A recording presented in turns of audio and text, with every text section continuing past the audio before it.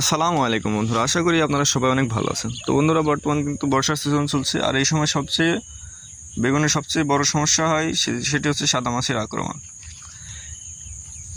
দেখতে পাচ্ছেন এটা কিন্তু সাদামাছির আক্রমণ। তো বন্ধুরা, মূলত এটা হচ্ছে আমারই জমি। তো আমি কিন্তু 10 থেকে 12 দিন আগে কিন্তু আমি সাদামাছি দমনের জন্য কীটনাশক স্প্রে করেছিলাম। তো কীটনাশক স্প্রে করার পরেই কিন্তু সব কিন্তু মারা গেছিলো, আবার নতুন করে হচ্ছে। কারণ আপনারা জানেন কিন্তু সাদামাছি একবারে দমন হয় না, দমন হয় কিছুদিনের জন্য, আবার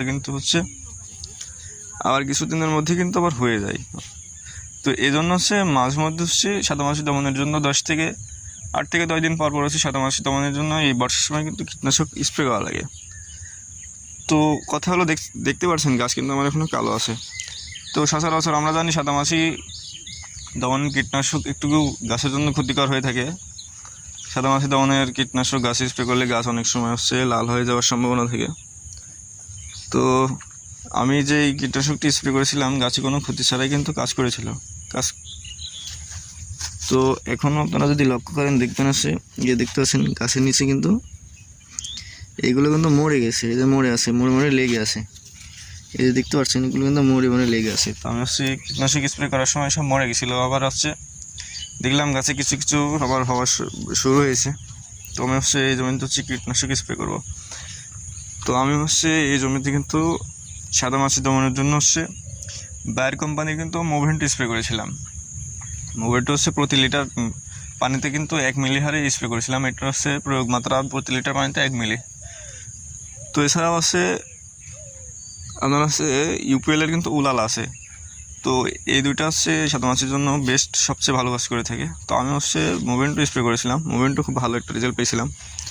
গাছে কোনো ক্ষতি ছাড়াই কিন্তু কাজ করেছিল। মোভেন্টও আপনার পাতার নিচে না দিলে মারা যায়। এটা অন্তর্বাহী কীটনাশক। আপনারা যদি গাছে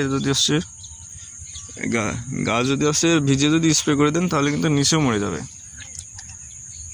তো আপনারা যদি সাদামাছির সমস্যার সম্মুখীন হয়ে থাকেন তাহলে আপনারা মোভেন্ট অথবা উলালা দুইটার যে কোনো প্রোডাক্ট ব্যবহার করতে পারেন। এছাড়া সাদামাছি দমনের জন্য আপনাদের সিনডেন্ডার প্যাগাস আছে, তবে এটি গাছ লাল হয়ে যাওয়ার সম্ভাবনা থাকে। তো আপনাদের এরকম রিস্ক না নেওয়াই ভালো।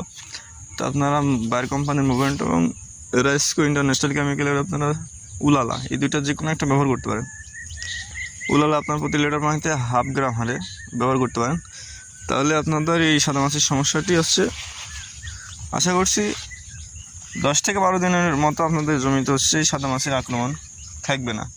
তো সাদামাছির আক্রমণ কম বেশি কিন্তু জমিতে সবসময়ই থাকে। তো অতিরিক্ত হলে কিন্তু জমিতে সমস্যা, বেগুন গুটি হয়ে যাওয়ার সম্ভাবনা থাকে। তো এই জন্য আপনারা যখন আপনাদের জমিতে সাদামাছি মানে 1-2টা আক্রমণ দেখবেন, তখনই মাঝে মধ্যে সাদামাছি দমনের জন্য কীটনাশক ব্যবহার করবেন। যখন 2-1টা থাকে তখন আপনারা ইমিডাক্লোপিড গ্রুপের কীটনাশক ব্যবহার করলে এই সমস্যা দূর করতে পারেন। কিন্তু অতিরিক্ত হারে হয়ে গেলে কিন্তু আপনাদের এই ইমিডাক্লোপিড কাজ করবে না। তো এই ক্ষেত্রে আপনারা উলালা অথবা মোভেন্টো স্প্রে করলে আশা করছি এই সমস্যাটির সমাধান পাবেন। তো বন্ধুরা, আজকের ভিডিওটি এই পর্যন্তই। দেখা হবে অন্য কোনো পরবর্তী ভিডিওতে। সে পর্যন্ত সবাই ভালো থাকবেন। আল্লাহ হাফেজ।